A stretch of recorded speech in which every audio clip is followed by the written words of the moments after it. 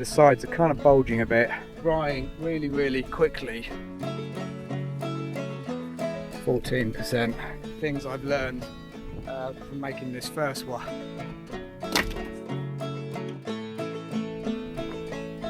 Right folks, Elliot here. I've just been splitting a truckload of firewood, so I've got a bit left over here. It's kind of about 2/3 of a trailer load, and that's going to go in that empty bin over there. But before I do that, I thought I'd show you the bins in a bit more detail. So we'll head over to the bin I filled first, and I'll show you that, and then we'll go over and look at the empty bin, and yeah, and I'll talk you through what's going on with the sort of future of stacking and so on here. You're not napping in the sun.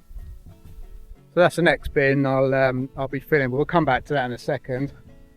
We'll head down to the full bin. There's a polytunnel with a lot of my firewood in it. Yeah, so there's my first full bin. I'll just stick it on a tripod for a second. So here's my first outdoor bin. Most of my firewood so far has been kept inside in a polytunnel.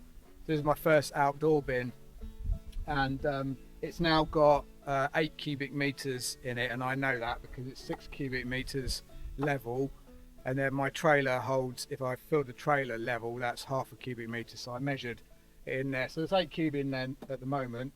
Don't know what that is in cords. I'll put it on the screen now. I think it's about a face cord, or a third of a cord is about 1.2 cubic meters anyway.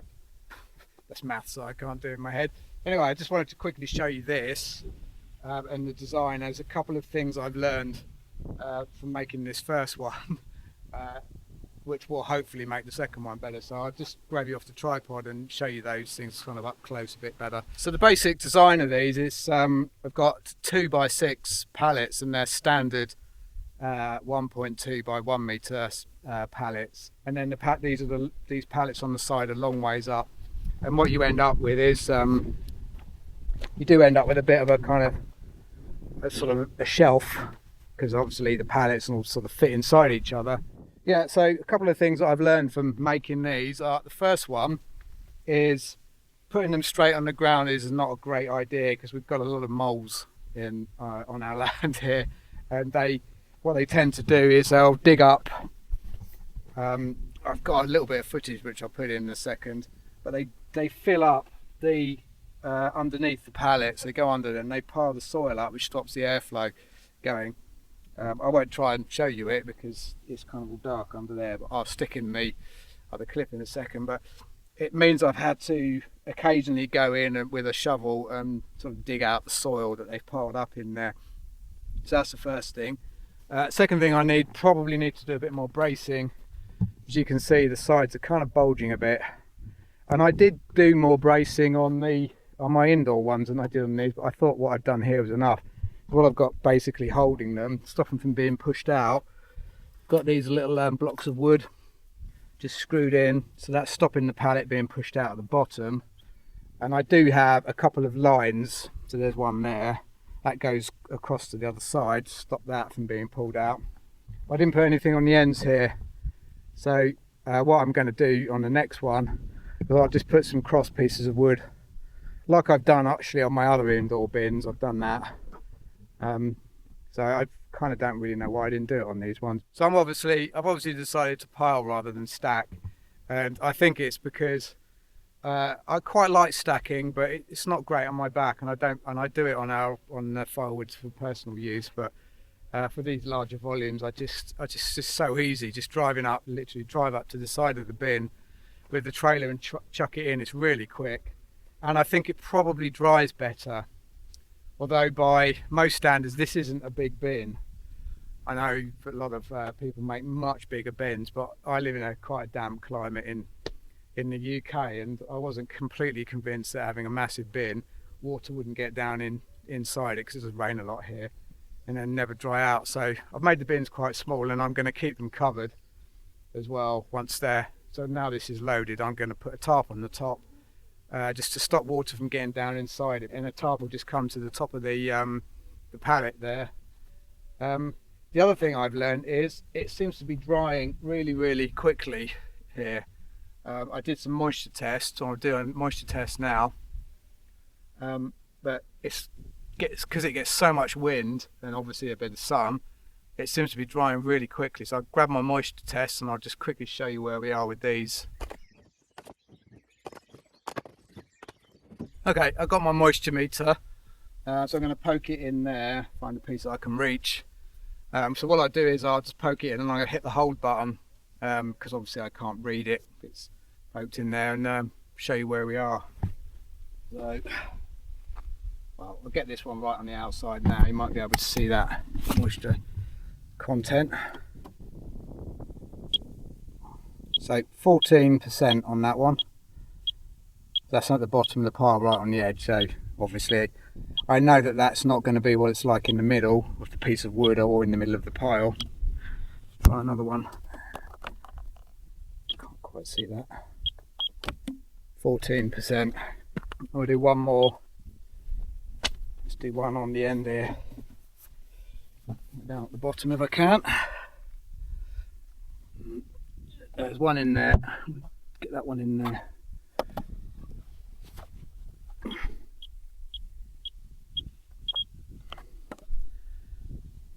Take that sun. 16. So everything is under 16%. So I'm just switching the thingy off. Which is drying at least as quick as the stuff in the polytunnel. So it kind of says to me anyway that putting the wood in the polytunnel doesn't necessarily make it any quicker drying, even though it's absolutely baking in there at this time of year. It's well ventilated and everything, but it doesn't get the wind like this, so that's the difference. Anyway, so happy with that. Probably it seems I'm a bit all over the place with this. So I'm going to show you the new bin now, and discuss. I've got a plan, an alternative plan to using these bins, which I'll show you because it's up there. Right, here's a new bin.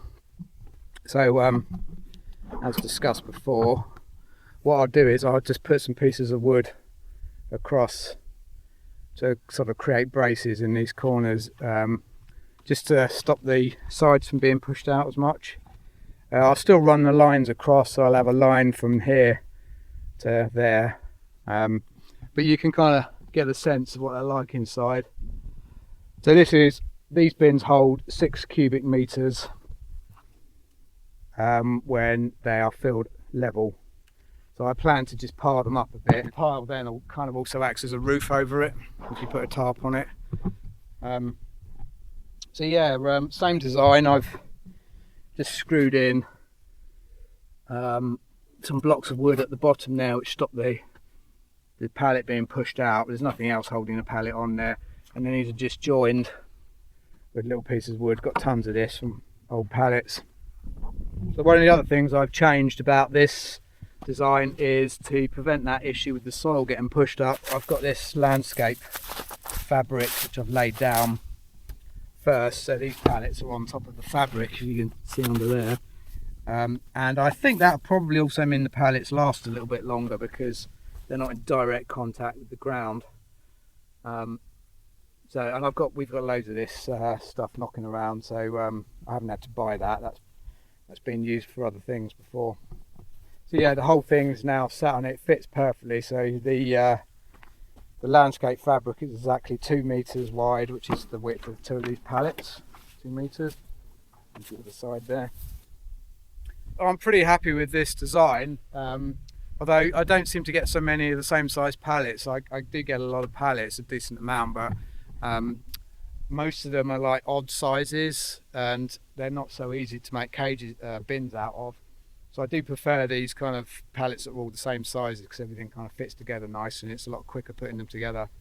But given that, I've come up with another possible idea. So I am going to build another bin here, but after that, what I might do is I've made these wire cages. I don't know if you can see that, but this is stock fencing, animal fencing.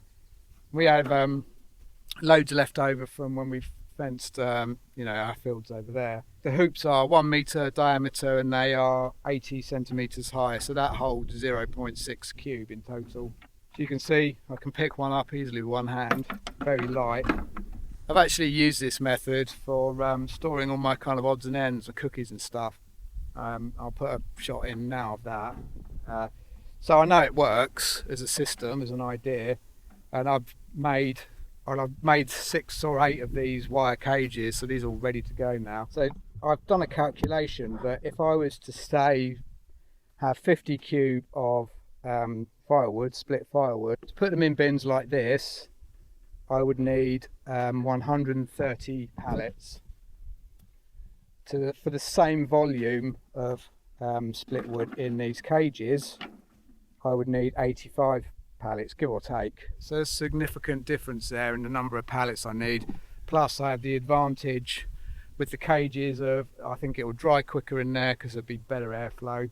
I can move the cages on the pallets if I need to, if I get a tractor to do that, which is a possibility. And moving everything around is so much easier, so much less work. So I think the cages are the way forward for me. Obviously I'll need to try it out first to really know, but I think the days of the bins are probably over, unless I come up with a better idea. Obviously IBC cages is one, but they're pretty expensive. Talking of that, these cages I worked out, it cost me, if I was to buy the wire, which is an option for the future if I use it enough, it would cost me about £3 per wire cage, making it from brand new wire. But I do have another roll that we've not used before. It's a bit knackered, a bit of a knackered roll, but it'll be fine for this. So yeah, £3 each compared to, I don't know, IBC cages generally about sort of 40 quid, 50 quid, depending on where you get them from. Plus you'd have to go and get them and all that sort of stuff. And these cages take me like a few minutes to make one of these. Just lay out the wire flat, cut it to the right length, and then just twist it together, just the wire together, which is I've actually found a really good method of doing it on these ones. Makes it really quick. So what I'm going to do is, after I finish this, I'm going to put another bin here. Got enough pallets to do that, and then I'm going to switch to using these wire cages for my future firewood stacking solutions. You're napping in the sun.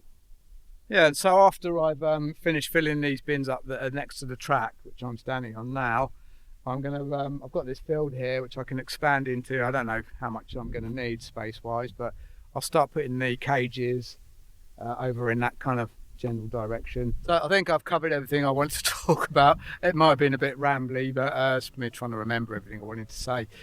So what I want to do now is just go and grab the load that is still left in the trailer, and I'll be effectively christening this bin with its first small half load.